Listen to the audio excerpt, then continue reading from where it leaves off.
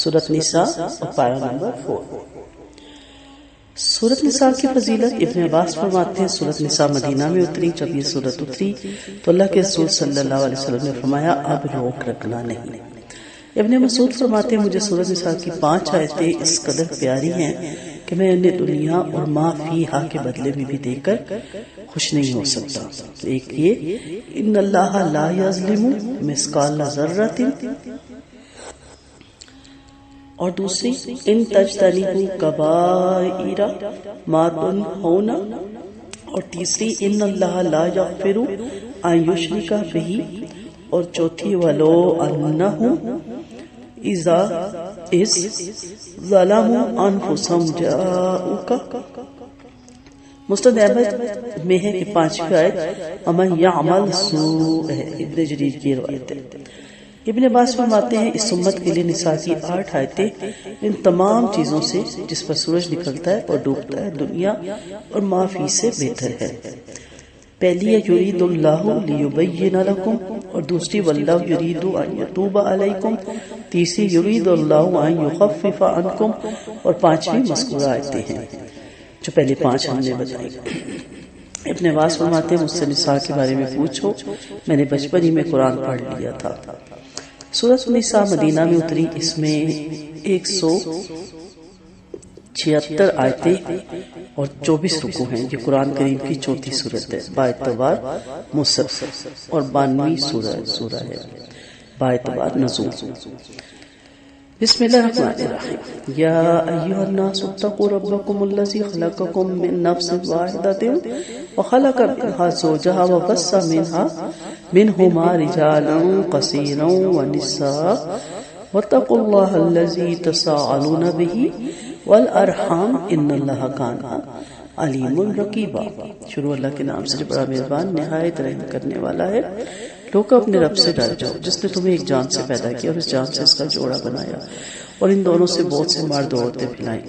اس اللہ سے ڈر جاؤ جس کے نام پر ایک دوسرے سے سوال کرتے ہو، رشتے توڑنے سے بچو، یقین مانو اللہ تم پر نگہبان ہے۔ اس آیت میں تقویٰ کا حکم ہے، یعنی یکتا اللہ ہی کی عبادت کرو جو ایک ہے اور باللہ شریک ہے۔ اس کی قدرت پر غور کرو کہ اس نے تم سب کو ایک جان آدم علیہ السلام سے پیدا کیا، اور جب آدم سو گئے تو ان کی بائیں اور پچھلی پسلی سے ہوا پیدا کی۔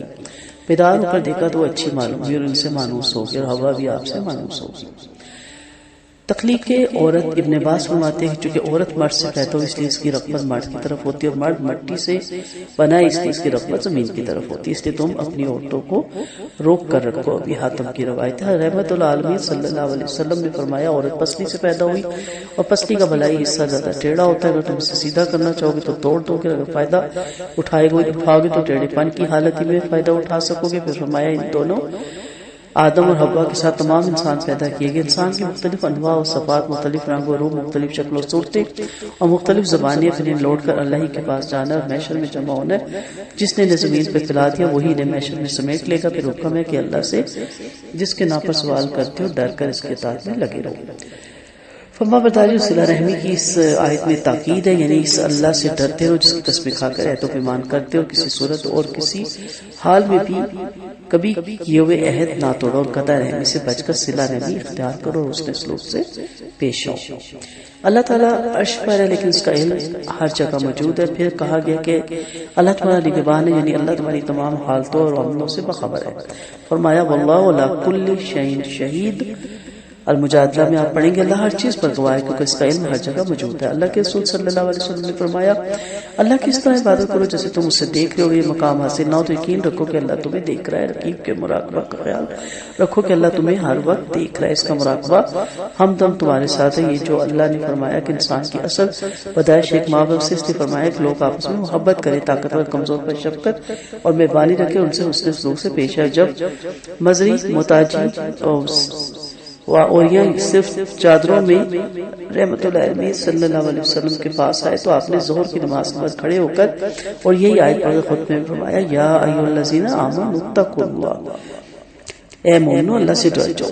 سورۃ حشر کی یہ آیات ہیں، اور ہر شخص کو سوچنا چاہیے کہ اس نے کل کے لیے کیا آگے بھیجا ہے۔ کہ پھر آپ صلی اللہ علیہ وسلم صحابہ کرام کو صدقات و خیرات کا شوق دلاتے، پھر انہیں کسی نے دینار دیے اور کسی نے درہم دیے، کسی نے گیہوں دیے اور کسی نے کھجور دیے۔ تو یہی آیتیں پڑھی آپ صلی اللہ علیہ وسلم نے اس وقت. وَآتُوا الْيَتَامَىٰ أَمْوَالَهُمْ وَلَا تَتَبَدَّلُوا الْخَبِيثَ بِالطَّيِّبِ وَلَا تَأْكُلُوا أَمْوَالَهُمْ إِلَىٰ أَمْوَالِكُمْ إِنَّهُ كَانَ خوباً کبیرہ.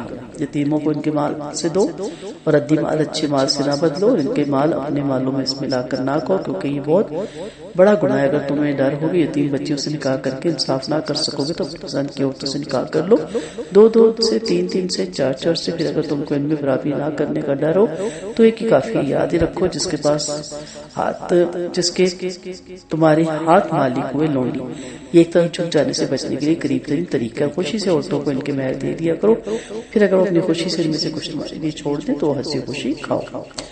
یہاں اس میں سب سے پہلے ہم دیکھتے ہیں یتیم کے مال کی حفاظت کا ذکر ہے. یعنی جب یتیم اچھی طرح سے بالغ ہو جائے تو بلا خیانت اور کمی کے ان کا پورا مال دے دیا کرو. ان کا مال اپنے مال میں ملا کر اسے ہضم کرنے کی نیت نہ رکھو. جب اللہ تعالیٰ نے تمہیں حلال روزی دی ہے تو حرام کی طرف کیوں جھکو؟ سرتری اور روزی چھوڑ کر گندی روزی کی طرف کیوں رخ کرو؟ خوب یعنی گناہ. ایک دعا ہے اللہم اغفر لنا خوبنا و خطایانا، اے اللہ ہمارے گناہ اور خطائیں معاف فرما.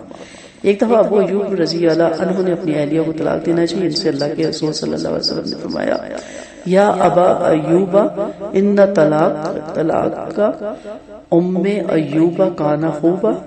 ابو ایوب کو طلاق دینا گناہ ہے، چنانچہ انہوں نے طلاق نہیں دی. بلا مہر یتیم بچی سے نکاح کی ممانعت ہے. یعنی اگر کسی کے پاس کوئی یتیم بچی ہو اور وہ اس سے نکاح کرنا چاہے مگر یہ بھی اندیشہ ہو کہ اسے مہر مثل نہ دے سکے گا تو اس سے نکاح نہیں کرنا چاہیے. اگر کوئی عورت تلاش کر لے، کیونکہ عورتیں بہت ہیں اور نکاح میں تنگی نہیں. صدیقہ رضی اللہ حضرت عائشہ صدیقہ رضی اللہ عنہ فرماتی ہے کہ ایک شخص کے پرورش میں ایک یتیم بچی تھی جس کے پاس مال بھی تھا، کھجوروں کا باغ بھی تھا. اس نے لالچ میں آ کر مہر مقرر کیے بغیر اس سے نکاح کرے اور مہر دیا ہی نہیں. اس پر یہ آیت اتری.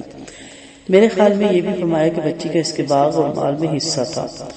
اور وہ بن زبیر صدیقہ رضی اللہ عنہ سے اس کا مطلب پوچھتے ہیں. فرماتی ہیں اس سے مراد وہ یتیم بچی جو کسی کی سرپرستی میں اور اس کے مال میں حصہ دار بھی ہو. اس کے سرپرست کو اس کا مال، اس کا حسن اور جمال اچھا معلوم ہو اور اس سے نکاح کرنا چاہے مگر مہر میں انصاف مد نظر نہ رکھ کر اسے پورا مہر نہ دے، لہذا اس سے نکاح کرنے کی ممانعت کر دی گئی. مگر اس صورت میں کہ مہر میں انصاف سے کام لے، حکم کیا گیا کہ اپنی پسند کی دوسری عورت سے شادی کر لے. حضرت عائشہ فرماتی ہیں سائد میں اترنے کے بعد صحابہ نے سلسلے میں اللہ کے رسول صلی اللہ علیہ وسلم سے فتاوی پوچھا تو اللہ نے وَيَسْتَفْتُونَكَ فِي النِّسَاءِ اتاری. حضرت عائشہ فرماتی ہیں وَتَرْغَبُونَ أَن تَنكِحُوهُنَّ سے بمال وغیرہ جمال والی یتیمہ سے بے رغبتی مراد ہے. اللہ تعالیٰ نے لوگوں کو منع کیا کہ وہ اس یتیمہ سے بھی شادی نہ کرے جس کی طرف ان کے مال اور جمال کی وجہ سے راغب ہوں جب تک کہ مہر میں انصاف مد نظر نہ رکھ سکے. کیونکہ جب بے مال وغیرہ جمال والی یتیمہ سے بے رغبتی کرتے ہو تو مال اور جمال والی کو بھی چھوڑ دیں اور دیگر جس عورت سے بھی چاہیں شادی کر لیں. بیک وقت 4 سے زیادہ عورتوں کی ممانعت، 2 یا 3 یا 3 سے یا 4 سے 2 یا 3 یا 4 مراد ہے. فرمایا اللہ کا شکر ہے کہ جو 2 3 اور 4 پروں والے فرشتوں کو پیغام دینے کے لیے پیغامبر بناتا ہے. یعنی کسی فرشتے کے 2 پر ہوتے ہیں، کسی کے 3 اور کسی کے 4. سورۃ فاتر کی آیت ہے. اسے یہ ثابت نہیں ہوتا کہ فرشتوں کے 4 پروں سے زیادہ پر نہیں ہوتے، کیونکہ دلیل سے معلوم ہوتا ہے کہ 4 پروں سے زیادہ پروں والے فرشتے بھی ہیں. لیکن انسان کا نکاح میں 4 سے زیادہ عورتیں جمع نہیں کر سکتے چونکہ یہ مقام احسان و اباحت ہے. اگر 4 سے زیادہ عورتوں کا جمع کرنا مباح ہوتا تو اس مقام پر بیان کر دیا جاتا. نیز سنت رسول صلی اللہ علیہ وسلم اللہ کی طرف سے بیان کرتی ہے کہ آپ کے علاوہ کسی اور کو ایک وقت میں 4 عورتوں سے زیادہ نکاح میں رکھنا منع ہے. انس رضی اللہ عنہ فرماتے ہیں کہ اللہ کے رسول صلی اللہ علیہ وسلم نے 15 عورتوں سے شادی کی، نیز 13 سے خلوت سیاح کی اور 11 آپ کے پاس بیک وقت جمع رہی. اور جب فوت ہوئے تو 9 بیویاں چھوڑی. لیکن یہ حکم آپ ہی کے ساتھ خاص تھا. امت کو 4 سے زیادہ کی اجازت نہیں کیونکہ حدیث سے 4 سے زیادہ کا ثبوت نہیں ملتا. ابن عمر رضی اللہ عنہ فرماتے ہیں جب غیلان سقفی مسلمان ہوئے تو ان کے پاس 10 بیویاں تھیں. آپ صلی اللہ علیہ وسلم نے فرمایا 4 چن لو اور باقیوں کو چھوڑ دو. پھر یہاں میں یہ بھی چیز پتہ چلتی ہے کہ عدم مساوات کے خوف سے ایک عورت کافی ہے. پھر حکم ہوا کہ اگر متعدد عورتوں میں مساوات قائم نہ رکھنے کا ڈر ہو تو ایک ہی عورت یا لونڈی کافی ہے، خواہ متعدد لونڈیاں ہوں، کیونکہ لونڈیوں کی تقسیم مستحب ہے، واجب نہیں. سورۃ نساء میں اللہ تعالیٰ فرما رہے ہیں خواہ تم کتنی کوشش کرو عورتوں میں برابری نہیں کر سکتے، پھر تمہاری تمہاری عدم کثرت عیال کی یہ ادنا صورت ہے۔ ولا تعولوا ای لا تمیلوا لا تجوروا، کسی ایک طرف نہ چکو۔ مہر ادا کرنا ضروری ہے، فرمایا عورتوں کو ان کے مہر دے دو۔ نخلا سے مہر یا فریضہ یا مقرر کردہ فریضہ یا واجب مراد ہے، یعنی عورتوں کے مہر جو واجب یا فرض ہے خوشی خوشی ادا کر لیا کرو۔ ہاں کسی جگہ اگر عورت اپنا مہر خود خوشی سے معاف کرے تو وہ مہر وہ آپ کو دے دے تو آپ اس کو استعمال میں لا سکتے ہیں، لیکن زبردستی ان کو مجبور کر کے مہر اپنے نام نہیں کروایا جا سکتا۔ وَلَا تُؤْتُوا السُّفَهَاءَ أَمْوَالَكُمُ الَّتِي جَعَلَ اللَّهُ لَكُمْ قِيَامًا وَارْزُقُوهُمْ فِيهَا وَاكْسُوهُمْ وَقُولُوا لَهُمْ قَوْلًا مَعْرُوفًا۔ اور جب بے وقوفوں کو اپنا مال نہ دو جیسے اللہ نے تمہارے گزران کا سبب بنایا، ہاں اس میں سے انہیں کھلاؤ پلاؤ اور پہناؤ اوڑاؤ اور ان سے مقبول و نرم بات کرو، یتیموں کی اصلاح کرتے ہو جب تک کہ نکاح کی عمر کو نہ پہنچے، پھر اگر ان میں ہوشیاری دیکھو تو ان کا مال دے دو، اسے اڑا کر جلدی سے نہ کھاؤ کہ ایسا نہ ہو کہ بڑے ہو جائیں گے اور آسودہ حال بچتا رہے اور محتاج دستور کے مطابق کھا لے، پھر جب تم انہیں ان کے مال دو تو اس پر گواہ کر لو، انصاف کرنے والا اللہ کافی ہے۔ اب یہاں بتایا جا رہا ہے کہ نادانوں کو مال دے کر انہیں تصرف کی اجازت نہ دیجیے، کیونکہ یہ مال ان کی زندگی کا ذریعہ ہے جس سے تجارت کر کے روزی کمائی جاتی ہے۔ معلوم ہوا کہ بے وقوفوں کو کاروبار اور تصرف سے روک دیا جائے۔ حجر روکنے کی کئی صورتیں ہیں، مثلا کبھی تو انسان کی کم سنی کی وجہ سے تصرف سے روکا جاتا ہے کیونکہ وہ گفتگو کے ڈھنگ سے نافذ ہوتا ہے، کبھی دیوانگی کی وجہ سے، کبھی عقل اور ذہانت کی کمی کی وجہ سے، اور کبھی افلاس کی وجہ سے، کہ چاروں طرف سے قرض میں گرا ہوا ہے اور موجودہ مال ادائے قرض کے لیے کافی ہے۔ اگر قرض خواہ حاکم سے موجودہ مال کو رکوا دے تو حاکم تصرفات سے روک کر اسے دیوالیہ قرار دے دے گا۔ سفہاء سے بیٹے اور بیویاں، سرکش خادم، یتیم بچے اور عورتیں سب اس میں آ جاتی ہیں۔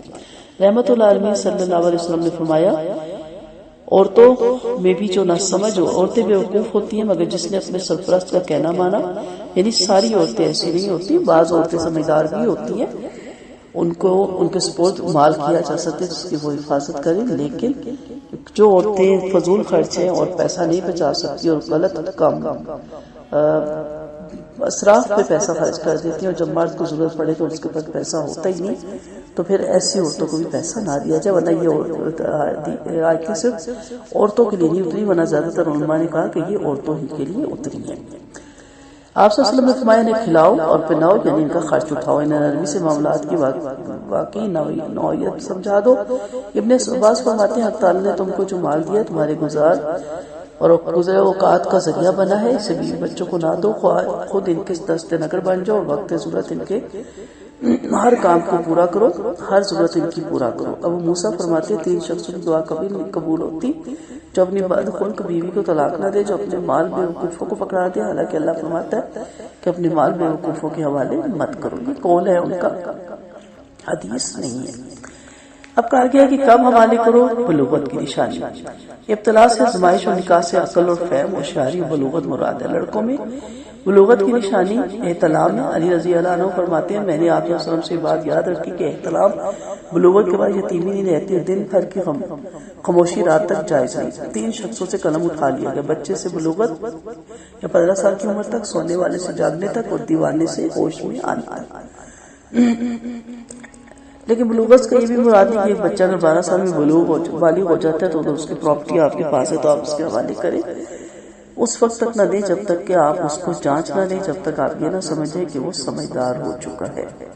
ایک شخص نے رحمت اللہ علیہ صلی اللہ علیہ وسلم سے سوال کیا کہ میں محتاج ہوں، میری کفالت میں یتیم ہے۔ فرمایا یتیم کے مال میں سے بلا اسراف کے خرچ کرو، یہ نہ کرنا کہ مال جمع کر لو یا خوب اڑاؤ، یا اپنا پیسہ بچا کر اس کا پیسہ خرچ کرو، اس کے پیسے سے اپنا مال چھڑوا لو۔ اس کے مال سے اپنا مال نہ بچانا اور نہ اس کے مال سے مالدار بننے کی کوشش کرنا۔ صاف ستھری حدیث ہے، اگر آپ ویل آف ہے تو آپ کو ضرورت ہی نہیں ہے اس کا مال کھانے کی، اس کا مال بچائے، اس پہ اپنا مال لگائیں، اس کا بہت اجر اور ثواب ہے۔ لیکن اگر آپ خود ڈیزرونگ ہے تو اتنا یوز کر سکتے ہیں اس کے مال کو کہ جتنا اس کا بھی گزران ہو جائے اور آپ کا بھی گزران ہو جائے، اور اس کے بعد کوشش کریں کہ اس کا مال جلدی جلدی ختم کرنے کی کوشش نہ کی جائے۔ للرجال نصیب مما ترک الوالدین والاقربون وللنساء نصیب مما ترک الوالدین والاقربون مما قل منهم او قصر نصیبا مفروضا، ماں باپ اور رشتہ داروں کے ترکے میں مردوں کا بھی حصہ ہے، ماں باپ اور رشتہ داروں کے ترکے میں عورتوں کا بھی حصہ ہے، خواہ مال تھوڑا ہو یا بہت مقرر کیا ہو حصہ۔ اگر تقسیم کے وقت رشتہ دار اور مساکین آ جائے تو کچھ انہیں بھی کھلا دو، ان کو معقول بات سمجھا دو۔ انہیں ڈرنا چاہیے کہ لوگ خود اپنے پیچھے ننھے بچے جن کے ضائع ہونے کا خدشہ ہے چھوڑ جائیں تو کیا چاہتے ہیں، لہٰذا انہیں اللہ سے ڈرنا چاہیے، جچی تلی بات کرنی چاہیے۔ جو لوگ ظلم سے یتیموں کا مال کھا جاتے ہیں وہ اپنے پیٹ میں جہنم کی آگ ہی بھر رہے ہیں اور جلد ہی جہنم میں جانے والے ہیں۔ اصل میراث میں وارث برابر ہے۔ مشرک میت کی بڑی اولاد کو ترکہ دے دیا کرتے تھے اور عورتیں اور بچوں کو قتل محروم کر دیا جاتے تھے، پر یہ آیت یعنی اللہ کے نزدیک اصل ترکے میں سب کو مساوی حقوق حاصل ہے۔ کیا ورثے میں غیر ورثہ رشتہ داروں کا بھی کچھ حق ہے؟ فرمایا کہ حصہ بڑھتے وقت غیر ورثہ عزیز یعنی دور کے عزیز یا یتیم و فقراء آ جائیں تو انہیں بھی کچھ دے دیا کرو۔ یہ حکم اگرچہ ابتدائی اسلام میں واجب تھا مگر اب مستحب ہے، یعنی بیٹھے بٹھائے آپ کو اپنے والدین سے بہترین ترکہ مل گیا تو وہ یتیم مسکین جو کھڑے ہیں جن کے ماں باپ تھے ہی نہیں یعنی جلدی دنیا سے چلے گیا، ان کے ماں باپ کے پاس سرمایہ تھا ہی نہیں تو حسرت سے دیکھتے ہیں، تو اب اس وقت آپ کو بیٹھے بیٹھائے ایک چیز مل گیا تو ان کو دے دیں۔ ابن عباس فرماتے ہیں تقسیم ترکہ مراد ہے، یعنی جب ورثہ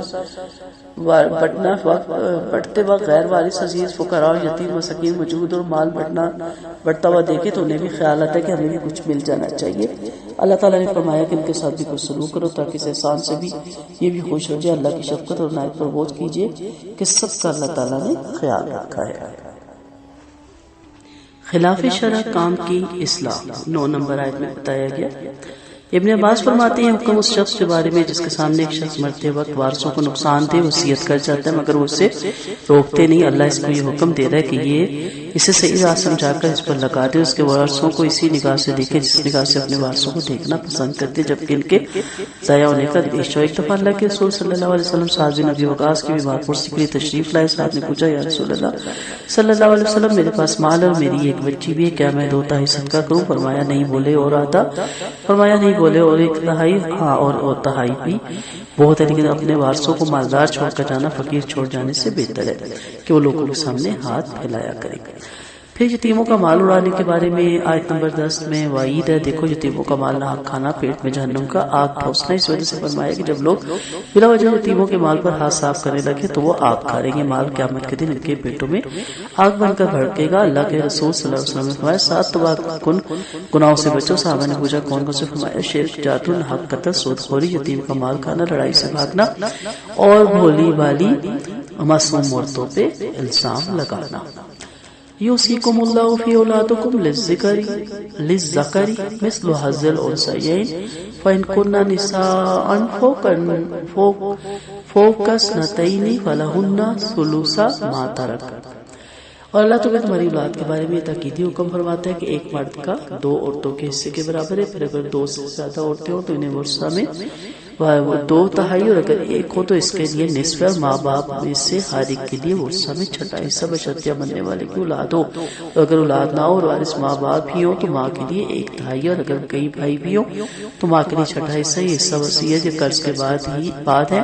تمہیں خبر نہیں کہ ماں باپ میں سے کون نفع کی حیثیت سے تمہارے قریب ہے، یہ اللہ کا فریضہ ہے اور اللہ خوب جاننے والا اور خوب حکمت والا ہے۔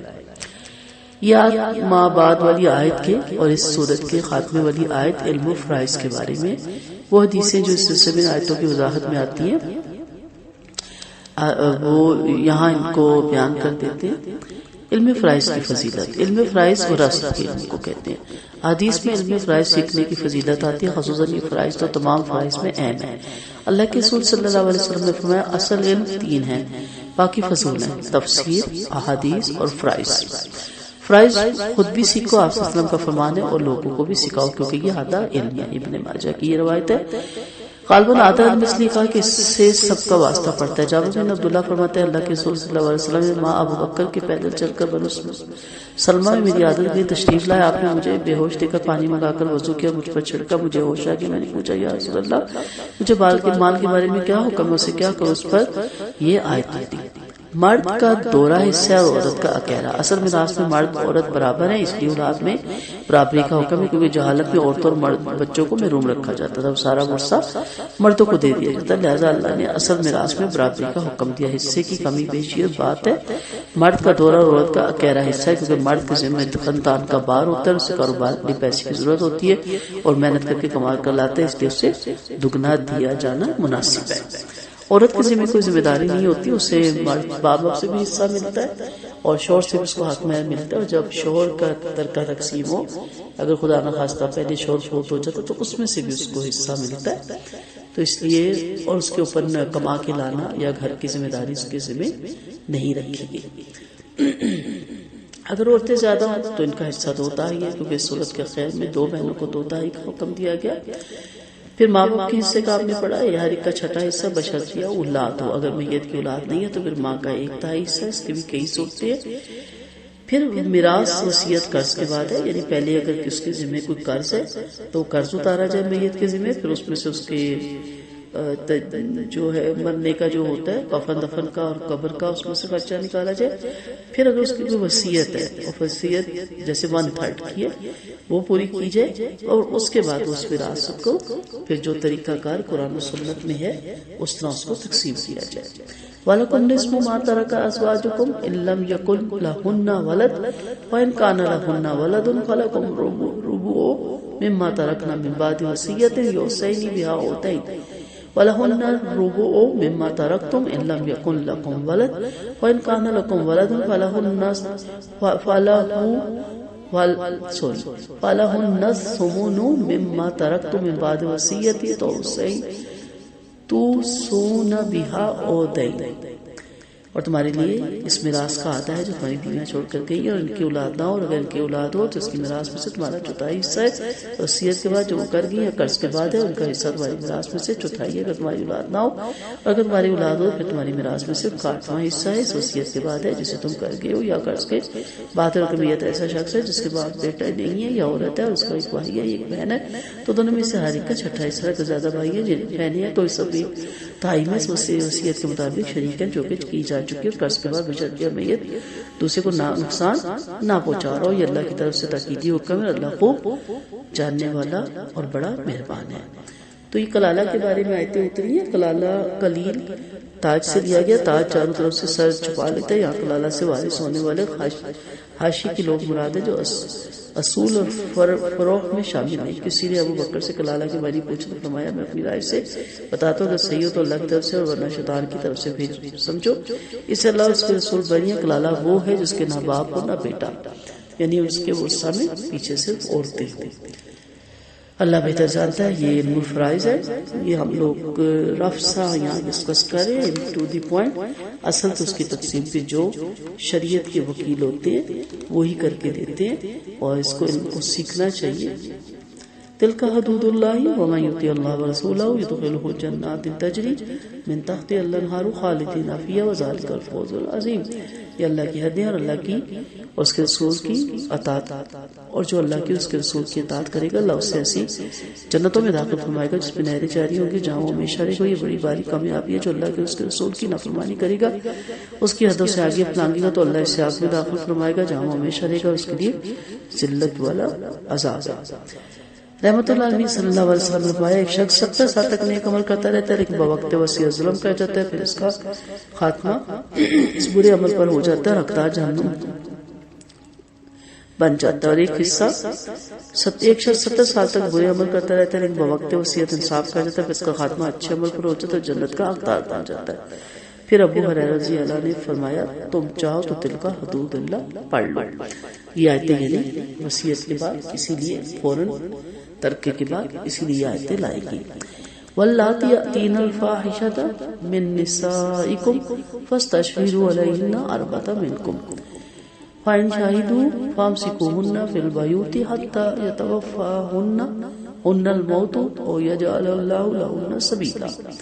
تمہاری عورتوں میں سے جو عورتیں بدکاری کرتی ہیں تو ان پر اپنے 4 مردوں کو گواہ لاؤ، پھر اگر گواہی دے دے تو انہیں اپنے گھروں میں بند کر دو جب تک انہیں موت نہ آ جائے، ان کے لیے اللہ کی راہ نہ پیدا کرتی۔ اور اگر تم میں سے 2 شخص بدکاری کرے تو انہیں اذیت دو، پھر اگر توبہ کر لیں اور اصلاح بھی کر لیں تو انہیں راز رکھو، یاد رکھو اللہ توبہ کرنے والا اور بڑا ہی مہربان ہے۔ زنا کے ابتدائی حکم کی تنسیخ ہے یہاں پہ، اگر کسی عورت کی بد اخلاقی کا صحیح ثبوت مل جائے تو ابتدائی اسلام میں عورت کو گھر میں نظر بند کر دینے کا حکم تھا۔ سبیل سے زنا کا ابتدائی حکم منسوخ کرنے والی آیت مراد ہے۔ ابن عباس فرماتے زنا کی یہی سزا تھی حتیٰ کہ اللہ نے سورۃ نور اتاری اور یہ حکم کوڑوں یا رجم سے منسوخ فرما دیا گیا۔ نقص پر سب کا اتفاق ہے۔ ابادہ فرماتے ہیں جب اللہ کے رسول صلی اللہ علیہ وسلم پر وحی اتری تو آپ پر اس سے بقراری تاری ہو جاتی اور روح انور بدل جاتا ہے۔ ایک دن جب وہی آ کر کھلی تو آپ صلی اللہ علیہ وسلم فرمایا اللہ نے ان کے واسطے راہ نکال دی، اگر بیائی کے ساتھ منہ کالا کرے گا اور بیایا ہوا شخص جسے سنسار کر دو دونوں کو، اور اگر کوارے نے کواری کے ساتھ کیا تو انہیں 100 کوڑے لگائی جائے پھر جدا وطن کر دیا جائے۔ یہاں پہ دوسری آیت میں لواتیوں کا حکم ہے، ان لواتت کرنے والوں کو اذیت دو، یعنی ان دونوں کو اذیت دو، برا بلا کو شرم اور غیرت دلاؤ، جوتے مارو تاکہ ان کو شرم آ جائے۔ یہ شروع کا حکم تھا، اللہ نے اس حکم کے سائے سے منسوخ کر دیا۔ سورۃ نور کی آیت کی اس کے نسخ زانیہ اور زانی کا حکم آیت سے ثابت ہے، لواتیوں کا حکم حدیث سے۔ رحمت اللہ علیہ صلی اللہ علیہ وسلم نے فرمایا تم جسے لواتت کرتے ہوئے دیکھو تو فاعل اور مفعول دونوں کو قتل کر دو۔ اگر لونڈی زنا کر لے تو اس پر بھی حد جاری کرنی چاہیے، اور حد کے بعد جو اس کے گناہ کا کفارہ ہے اسے تانا نہیں دینا چاہیے۔ انما التوبۃ علی اللہ للذین یعملون السوء بجہالۃ ثم یتوبون من قریب فاولئک یتوب اللہ علیہم وکان اللہ علیما حکیما۔ اللہ اس کی توبہ قبول فرماتا ہے جو جہالت سے برائی کر بیٹھے پھر فوراً ہی توبہ کر لیتا ہے، ایسا کہ اللہ توبہ قبول فرما لیتا ہے، اور اللہ بڑا علم والا اور بڑی حکمت والا۔ ان کے لیے توبہ نہیں جو برائیاں کرتے ہیں، حتیٰ کہ جب ان میں کسی کو موت آ جاتی ہے تو کہتے ہیں کہ میں اب توبہ کرتا ہوں، نہ ان کی توبہ قبول ہوتی ہے نہ کفر کی حالت، جو کفر کی حالت میں مر جاتے ہیں ہم نے ان کے لیے دردناک عذاب تیار کر رکھا ہے۔ توبہ کس کی قبول ہوتی ہے؟ یعنی اس کی توبہ قبول ہوتی ہے جو نادانی سے برا کام کر لے پھر وہ توبہ قبول کر لے۔ کچے مال کو موت کو دیکھنے کے بعد نرخرے میں جب آواز آ جائے تو اس سے پہلے توبہ کیا۔ پھر کہا گیا کہ جس نے غلطی سے جان بوجھ کر گناہ کیا وہ جاہل ہی ہے جب تک گناہ سے باز نہ جائے۔ رحمت اللہ علیہ صلی اللہ علیہ وسلم نے فرمایا اللہ بندے کی توبہ اور غرض سے پہلے قبول فرما لیتا ہے۔ ابن عمر فرماتے ہیں میں نے آپ صلی اللہ علیہ وسلم سنا فرماتے کہ جو مومن موت سے 1 ماہ پہلے توبہ کر لے تو اس کی توبہ قبول ہے، اللہ اس سے بھی کم مدت میں توبہ قبول کر لیتا ہے۔ اگر سکرات سے 1 دن پہلے 1 گھنٹے پہلے بھی توبہ کر لی تو توبہ قبول ہو جاتی ہے۔ اللہ کو بندے کا خلوص معلوم ہے، یعنی اس سے مراد کیا ہے کہ پتہ نہیں تھا، یہ 15 منٹ کے بعد اس کی ڈیتھ ہو گئی، 1 گھنٹے کے بعد اس کا خدا نخواستہ ایکسیڈنٹ یا ہارٹ اٹیک میں اس کی ڈیتھ ہوگی، لیکن اس کو معلوم تو نہیں تھا کہ اس کے بعد میری موت ہے۔ یعنی جب بھی اس کو اللہ نے توبہ کی توفیق دی، ہاں موت کا جب ہاتھ پڑ جائے تو پھر تو پتہ ہی ہوتا ہے کہ اب میں نے جانا ہے، تو اس وقت کی توبہ پھر قابل قبول نہیں۔ یا ایھا الذین آمنوا لا یحل لکم ان ترثوا النساء کرہا ولا تعضلوهن لتذهبوا ببعض ما آتیتموهن الا ان یأتین بفاحشۃ مبینہ۔ مومنو تمہیں یہ حلال نہیں ہے کہ زبردستی عورتوں کے وارث بن بیٹھو، انہیں تنگ کرنے کے لیے نہ رکو تاکہ ان سے جو کچھ تمہارا دیا ہوا لے لو، مگر جبکہ وہ کھلی بھی حیائی کرے ان کے ساتھ دستور کے مطابق زندگی بسر کرو۔ اگر وہ تمہیں ناپسند ہے تو ممکن ہے کہ تم ایسی چیز ناپسند کرو جس میں اللہ نے بڑی خوبی رکھی ہو، اور اگر تم کسی عورت کی جگہ دوسری عورت بدلنا چاہو اور ان کو ایک مال کا ڈھیر چک چکے ہو تو اس میں سے کچھ بھی نہ لو۔ کیا تم وہ مال ناحق اور کھلے گناہ سے لینا چاہتے ہو؟ تم اس سے وہ مال کس طرح لے سکتے ہو حالانکہ تم ایک دوسرے تک پہنچ چکے اور وہ تم سے مضبوط عہد لے چکی ہیں، اور ان عورتوں سے نکاح نہ کرو جن سے تمہارے باپ نکاح کر چکے ہیں، ہاں جو پہلے ہو چکا سو ہو گیا۔ واقعی یہ بے حیائی اور بغض کا کام ہے، بری راہ ہے۔ باپ کی بیوی بیٹے پر حرام ہے، اس طرح بیٹے کی بیوی بھی باپ پہ حرام ہے۔ کسی شخص کے مرنے کے بعد اس کے ولی اس کی بیوی کے حقدار سمجھے جاتے تھے، پھر یا تو وہ خود اس سے نکاح کر لیتے یا اپنی مرضی سے کسی اور سے اس کا نکاح کر دیتے یا اسے بٹھائے رکھتے۔ اولیاء عورت کی بنسبت یہی لوگ عورتوں کے زیادہ حقدار سمجھے جاتے تھے۔ پھر یہ آیت اتری، پھر بیویوں کو تنگ نہ کیا جائے، یعنی سب سے کچھ مال ملے، اکٹھا رہنے کے بعد انہیں تنگ کیا جائے تاکہ آدھا مہر لے لے یا سارا مہر چھوڑ دیں، ساری چیزیں اس میں آ جاتی ہیں۔ حسن معاشرت کا یہاں پہ حکم ہے، کہ بیویوں کے ساتھ حسن معاشرت رکھو، اچھا برتاؤ کرو، نرمی محبت سے پیش ہو، حسب فرصت اپنی حالت بھی اچھی رکھو، جیسے تم اپنی بیویاں بنی صبرنی دیکھنا چاہتے ہو اس طرح تمہیں وہ بھی بنا صبرنا دیکھنا چاہتے ہیں۔ عاشروہن میں رحمۃ اللہ علیہ صلی اللہ علیہ وسلم نے فرمایا تم میں اچھا وہی ہے جو اپنی بیوی کے ساتھ اچھا ہو، میں بھی اپنی بیویوں کے ساتھ بہت اچھا ہوں۔ آپ ازواج مطہرات سے بڑی محبت اور پیار سے، کمال خوش اخلاقی سے اور خاص پیش آیا کرتے تھے، انہیں خوش رکھتے تھے، ان سے میٹھی میٹھی باتیں کرتے تھے، ان کے دلوں پر میل نہیں آنے دیتے تھے اور ان کے کھلانے پلانے میں تنگی نہیں کرتے تھے، اور نئے فراغی سے نخاش دیا کرتے تھے، ان سے ایسی مزے مزے کی باتیں کیا کرتے تھے کہ مسکرا دیتی تھی۔ پھر آ جاتا ہے کہ اگر کوئی اور اپنی بیوی چھوڑ کر دوسری سے نکاح کرنا چاہتا ہے تو اس کے مہر سے جو کچھ بھی اس نے دیا ہوا ہے اسے واپس نہ لے، اور اگرچہ اس نے اس مہر میں خزانہ ہی کیوں نہ دیا، اور معلوم ہوا کہ زیادہ زیادہ مہر دینا بھی واجب ہے، منع نہیں ہے، بشرطیہ کہ ادا کر سکے، صرف لکھا نہ رہ جائے۔ مہر کی کوئی حد مقرر نہیں ہے، ہر انسان اپنی وسعت کے مطابق دے سکتا ہے، لیکن دینا نہیں اور خالی لکھتا نہیں، یہ اسلام میں پسندیدہ نہیں ہے۔ پھر باپ کی بیویاں حرام، اس دور میں اگر باپ مرتا 10 یا 12 ان کی بیویاں ہوتی تھی، ظاہر اپنے سے چھوٹی ہوتی تھی لڑکوں سے، ان کے والد شادیاں کرتے رہتے تھے تو لڑکے اپنی باپوں کی جو بیویاں پیچھے رہ جاتی تھی انہیں اپنے نکاح میں لے لیتے تھے۔ پھر اس چیز کو حرام قرار دیا کا جہالت میں باپ کی بیویوں سے نکاح کرنے کا عام دستور تھا، اب وہ گزر گیا، آئندہ ایسا نہیں کرنا۔ ستیلی ماں سے نکاح کرنے والے کا کیا حکم ہے؟ فرمایا یہ بری راہ ہے، یعنی اس کے لیے بری ہے جو اس راہ پر چلتا ہے، یعنی ستیلی ماں کا بھی اسی طرح حکم ہے، یعنی یہ رشتہ جو ہے یہ حقیقی محرم والا رشتہ بن جاتا ہے۔ حرمت علیکم امہاتکم و بناتکم و اخواتکم و اماتکم و خالاتکم و بنات الاخ و بنات الاخت و امہاتکم التی ارضعناکم و اخواتکم من الرضاعۃ و امہات نسائکم و ربائبکم التی فی حجورکم من نسائکم التی دخلتم بہن۔ تم پر حرام ہے تمہاری مائیں، بیٹیاں، بہنیں، پھوپھیاں، خالائیں، بھتیجیاں، بھانجیاں، رضائی مائیں اور بہنیں، ساسیں، مدخلہ عورت کی لڑکیاں، لیکن اگر تم نے ان سے ہمبستری نہیں کی تو ان کی لڑکیاں حلال ہیں، اور نیز سگے بیٹوں کی بیویاں اور 2 بہنوں کا بیک وقت جمع کرنا حرام ہے، مگر جو گزر گئے یقیناً مانو اللہ بڑے بخشنے والا بڑا ہی مہربان ہے۔ واضح آیات ہیں۔ نسب، رضاعت اور سسرال سے حرمت والے رشتے بتائے گئے۔ نسب سے، رضاعت سے اور سسرال سے جو رشتے حرام ہیں نسائب میں ان کا بیان ہے۔ ابن عباس فرماتے ہیں 7 رشتے نسب سے حرام ہیں اور 7 سسرال سے۔ پھر یہ آیت پڑھ کر سنائے۔ نسب سے جو 7 رشتے حرام ہیں، ماں، بیٹی، بہن، پھوپھی، خالہ، بھتیجی۔ نسبی رشتوں کی طرح رضائی رشتے بھی حرام ہیں۔ رحمت اللہ علیہ صلی اللہ علیہ وسلم نے فرمایا رضاعت بھی ولادت کی طرح 7 رشتے حرام کرتی ہے۔ جو رشتے نسب سے حرام ہے وہی رضاعت سے بھی حرام ہے۔ رضاعت محرومہ کی مقدار آیت عامہ میں، لیکن آپ صلی اللہ علیہ وسلم نے اس کی وضاحت اپنے قول سے بیان فرما دی، لہٰذا ہر مومن کا فرض ہے کہ اس کو بغیر کسی دلیل کے، بغیر کسی شک کے آپ صلی اللہ علیہ وسلم کی یہ بات مانی جائے۔ آپ صلی اللہ علیہ وسلم نے فرمایا 1 یا 2 بار چوسنے سے حرمت ثابت نہیں ہوتی، یعنی ماں کا یا رضائی ماں کا پستان 1 یا 2 دفعہ منہ میں لینے سے حرمت ثابت نہیں ہوتی۔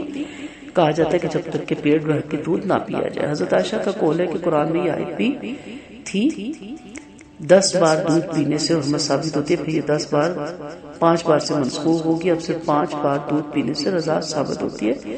وفات رسول صلی اللہ علیہ وسلم کے بعد قرآن میں اسی طرح پڑھا جاتا تھا۔ بہت سی اس کے بارے میں آپ کو حدیثیں مل جاتی ہیں۔ ساس کی حرمت بیٹی کے نکاح کے ساتھ ہی ساس داماد پر حرام ہو جاتی ہے، خواہ صحبت ہو یا نہ ہو، لیکن بیوی کے ساتھ آئی ہوئی یعنی پہلے اس کے شوہر کی جو بیٹیاں اس وقت تک اس کے لیے حلال ہے اگر وہ اپنی بیوی سے ہم بستری نہ کر لے۔ اگر آپ بستری کر لے تو پھر وہ لڑکیاں اس کے لیے حرام ہو جاتی ہیں۔ اگر ہم بستری سے پہلے ماں کو طلاق دے دے تو ان کی لڑکیوں سے نکاح کر سکتا ہے، اس لیے فرمایا کہ ایسی صورت میں ان سے نکاح کرنے میں کوئی گناہ نہیں۔ یہ حکم ربیبہ کے ساتھ خاص ہے، لہذا اس بات پر اجماع ہے کہ جب کوئی کسی سے نکاح کر لے تو بیوی کی ماں اس پر حرام ہے، خواہ بیوی سے صحبت ہوئی ہو یا نہ ہوئی ہو۔ جب کسی لڑکی کی ماں سے نکاح کر لے اور صحبت سے پہلے طلاق دے دی ہو تو یہ لڑکی اس کے لیے حلال ہے۔ ربیبہ حرام ہے، خواہ شوہر کی تربیت میں ہو یا نہ ہو۔ فی حجورکم میں مردوں سے خطاب ہے اور اکثریت کے اعتبار سے ہے۔ مطلب یہ کہ جو تمہاری عورتیں اپنے ساتھ پہلے شوہروں کی بیٹیاں لے کر آئے، بستری کرنے سے پہلے تک تو تم پہ حلال تھی، لیکن اگر تم نے اس خاتون سے بستری کر لی تو پھر اس کی بیٹیاں تم پہ حرام ہو گئی۔ اسی طرح ہمیں حدیث سے پتہ چلتا ہے کہ خالہ اور پھوپھی ایک جگہ رکھنا بھی حرام ہے ایک نکاح میں، اور خالہ اور بھتیجی اور بانجی اور پھپھو اور بھتیجی بھی ایک وقت میں نکاح میں رکھنے میں حرام ہے، یعنی کچھ چیزیں قرآن سے اور کچھ چیزیں آپ صلی اللہ علیہ وسلم کی حدیث سے ثابت ہے۔ وآخر دعوانا ان الحمد للہ رب العالمین، سبحانک اللہم وبحمدک، نشہد ان لا الہ الا انت، نستغفرک ونتوب الیک۔ السلام علیکم ورحمۃ اللہ وبرکاتہ۔